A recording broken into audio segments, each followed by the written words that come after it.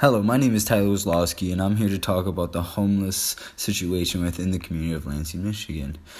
Homeless in general is experienced worldwide, with having an average of 45% of the population homeless, counting countries with 20 million populace or more.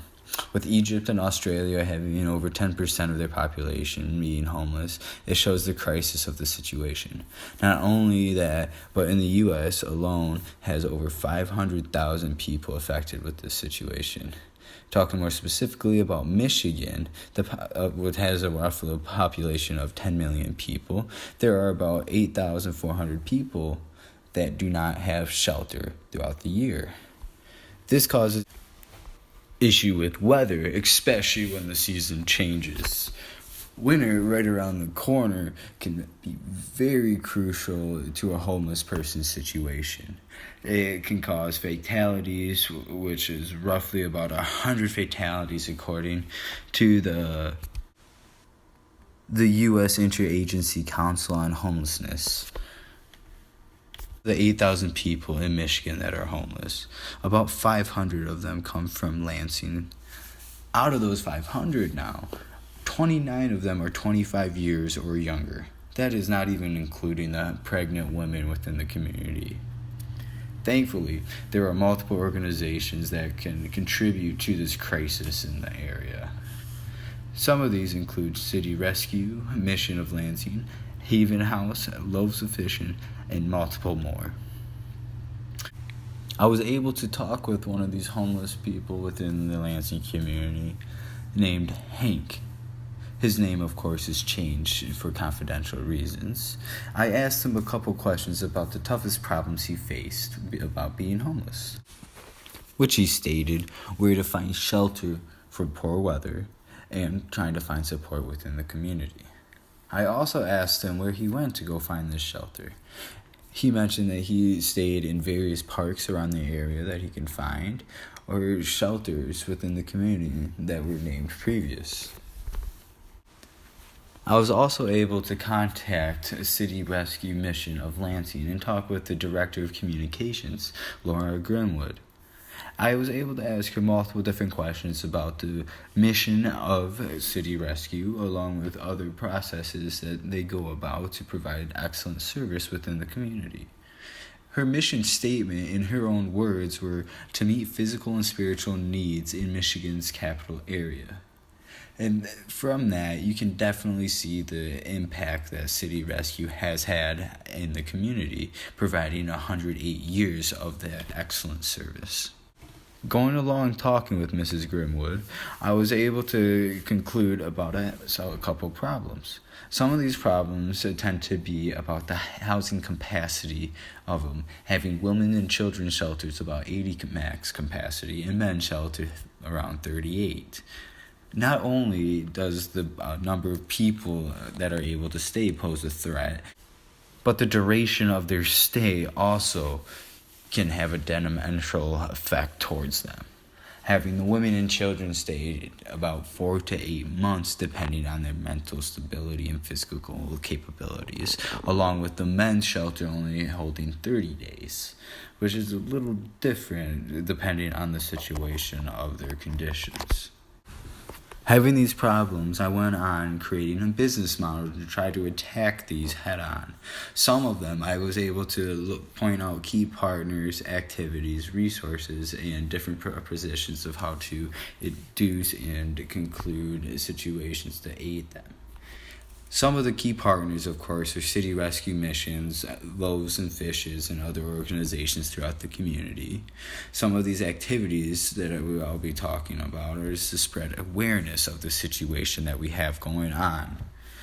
Some key resources that I was thinking about getting for this are tents, food, water, containers, space heaters, or some type of heating equipment, blankets, cots, and other medications and health-related aids. Continuing on with the business model, I was also able to recognize customer relations that we would need to have. Some of these relations would, of course, have to be friendly, well-connected relationships with the guests that stay within the facilities. In order to do so, you're going to have an open environment where everyone is going to provide a helping hand. Other than that, the channels that we have to spread awareness, of course, would be radios, flyers, billboards, word of mouth, and other nonprofits that could aid in helping spread awareness of the situation and of the facility that is available. Cost structure was also looked at in this business model, talking about food, waters, and other materials that would be needed to start this up, and other revenue streams to actually perform a startup to this. The necessity of aids from the community is detrimental for a startup of this type of nonprofit and community aid to really flourish. Some means to receive this aid could come from GoFundMe pages, Facebook awareness, grants, or just from donations within the community and churches alone. Now, talking about the big idea. What my idea is to have these temporary facilities that range up to 1,000 square feet to be placed around the areas in parks or other locations that are able to house this structure. This structure is going to, of course, cost some money to actually purchase. But after the purchase of this, it's going to be able to save thousands of people from sleeping outside throughout the year. Just looking at the price of the tent, it is roughly about $100,000 to purchase.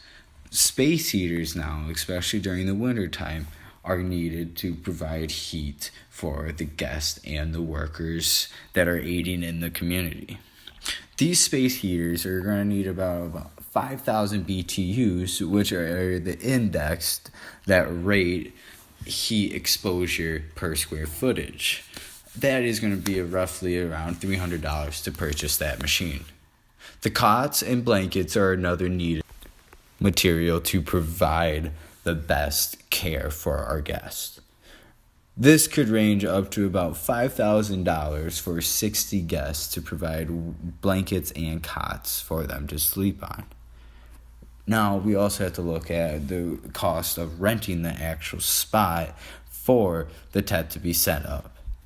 These spots can range from different parks, and in my studies, I was able to find out that there is a way to rent parks per hour in order for this to work. There is a $100 application fee with around $50 per hour. That will leave for a $12 an hour rate of $600, leading towards the total cost of this project, $106,100.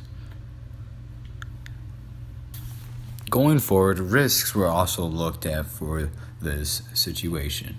Looking at the risks, we are in need to find housing for the persons, safety of them, feeding and watering, healthcare, and of course, warmth throughout the winter.